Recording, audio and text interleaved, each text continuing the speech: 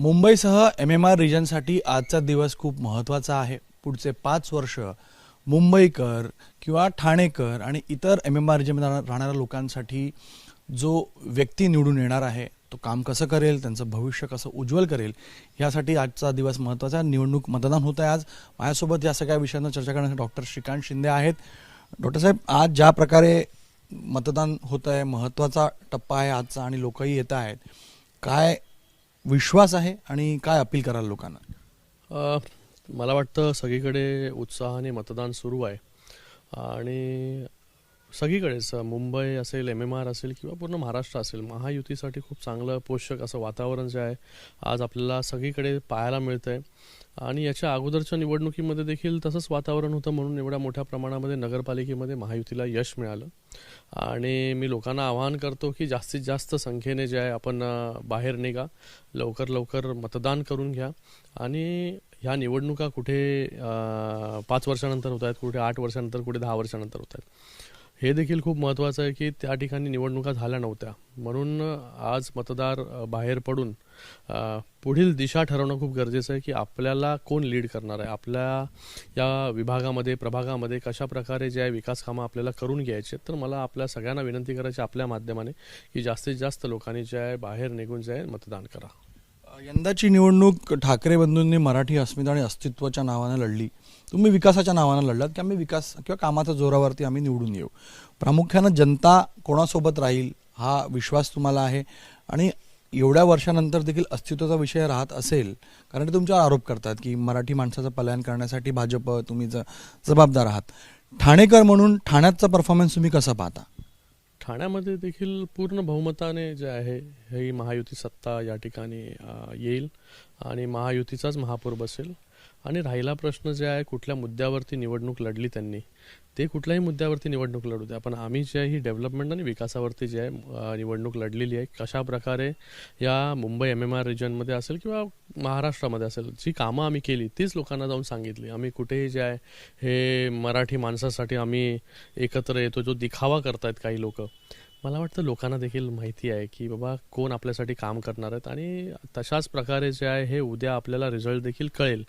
खोटं emotional card खेळणं किंवा या सगळ्या गोष्टी ज्या आहेत कशासाठी एकत्र आलो आहे, एवढ्या वर्ष ते आहे ते एकमेकांना जे आहे हे शिव्या घालत होत्या, कोण कोणामुळे पक्षातून बाहेर पडलं हे देखील जनतेला माहिती आहे. तर मला वाटतं आत्ता फक्त स्वतःचं अस्तित्व, आणि तुम्ही बरोबर बोललात की इतक्या वर्षानंतर देखील अस्तित्वाची लढाई आणि मराठी माणसाला जे आहे साथ देण्याचं म्हणजे हाक देण्याचं काम करतात की ही शेवटची निवडणूक आहे. शेवटची निवडणूक तुमच्यासाठी असेल, मराठी माणसासाठी नाही आहे. मराठी माणूस जो आहे हा मुंबईमधील त्याला बरोबर माहिती आहे की त्याच्या घराचं काम जे आहे, जे घर गेले अनेक वर्ष जो आहे तो त्याला घर मिळत नव्हतं.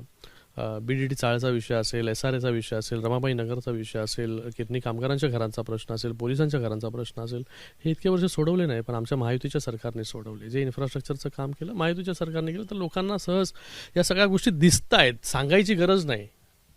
त्यांना भीती येते. त्यांनी एक भगवा स्क्वॉड तयार केलेला आहे. ते म्हणतात की बोगस वोटर खूप आलेत इतर राज्यातनं आणि मिळाले तर त्यांना आम्ही मारणार, आणि त्यासाठी स्क्वॉड ते नेमतायत ठिकठिकाणी मतदान केंद्रांवरती त्यांनी उपस्थित केलेले आहेत. तर या बोगस वोटर्सच्या मदतीनं तुम्ही निवडून याल आणि पैशांच्या जोरावर निवडून याल असं ते म्हणतात लोकांना. तुमचे प्रतिनिधी सगळीकडे आहेत ना महाराष्ट्रभर, कुठल्या अशी घटना घडली आहे का आता भगवा स्क्वॉडने कोणाला पकडलं आहे मतदान करताना?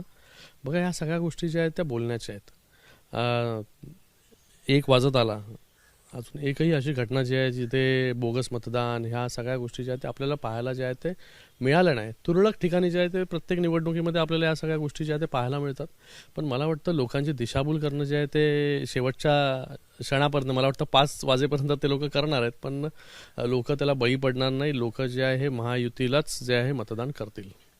मतदान टक्का थोडासा कमी दिसतो ह्या वेळेला आणि काही ठिकाणी अनेक म्हणजे रिपोर्ट्स येतात की मशीनमध्ये इश्यूज येत आहेत आणि बरेच विषय आहेत.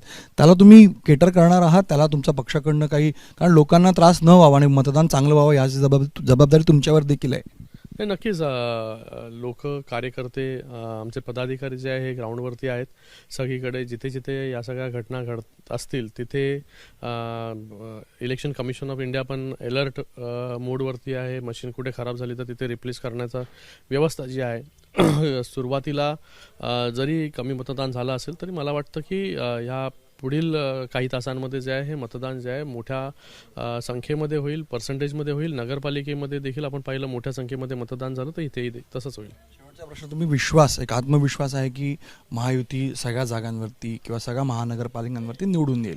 त्यांचा असा आरोप आहे की जर तुम्ही निवडून आलात तर पैसा आणि पॉवर या जोरावरती तुम्ही ही निवडणूक जिंकलात, असं ते आत्तापासून म्हणतात.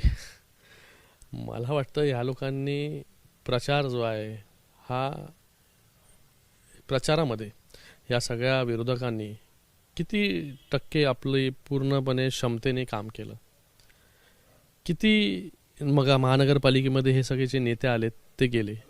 आज मुंबई पलीकडे ह्या लोकांना दिसत नाही. तुम्ही मला सांगा, उद्धवजी ठाकरे साहेब कुठल्या महानगरपालिकेमध्ये गेले? दुसऱ्या महानगरपालिका नाही का इम्पॉर्टंट या सगळ्या विरोधकांसाठी?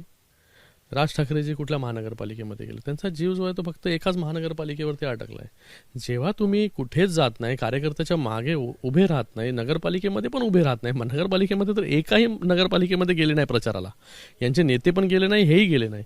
तर अशा प्रकारे गणेश कशा काही निवडणुका हे लोक जिंकू शकतात, जेव्हा यांना प्रचार जो आहे हा प्रचार करायलाच कार्यकर्त्यांसाठी बाहेर पडत नाही. आणि कॉन्ट्ररी देवेंद्र फडणवीस जे असतील किंवा शिंदे साहेब असतील, हे पूर्ण महाराष्ट्रभर जे आहे एवढ्या सभा, प्रचार, रॅलीज, कार्यकर्त्याच्या मीटिंग्स, छोट्या छोट्या गोष्टी, या सगळ्या ज्या गोष्टी आहेत ह्या ज्या ज्या करायला पाहिजे इलेक्शन जिंकण्यासाठी, त्या सर्व गोष्टी ज्या आहेत हे सगळे नेते जे आहेत इकडे करतायत. तर घरी बसून बोंबा मारून खोटं बोलून मतं कशी मिळणार? डॉक्टर श्रीकांत शिंदे, एक विश्वास आहे की जी कामं त्यांनी केली त्या कामाच्या जोरावरतीच ते पुन्हा एकदा या सर्व महानगरपालिकांमध्ये महायुती निवडून येईल आणि तोच विश्वास घेऊन, ती कामं घेऊन ते जनतेपर्यंत जात आहेत. दीपेश महाजनसह गणेश ठाकूर, एबीपी माझा, ठाणे. एबीपी माझा, उघडा डोळे बघा नीट.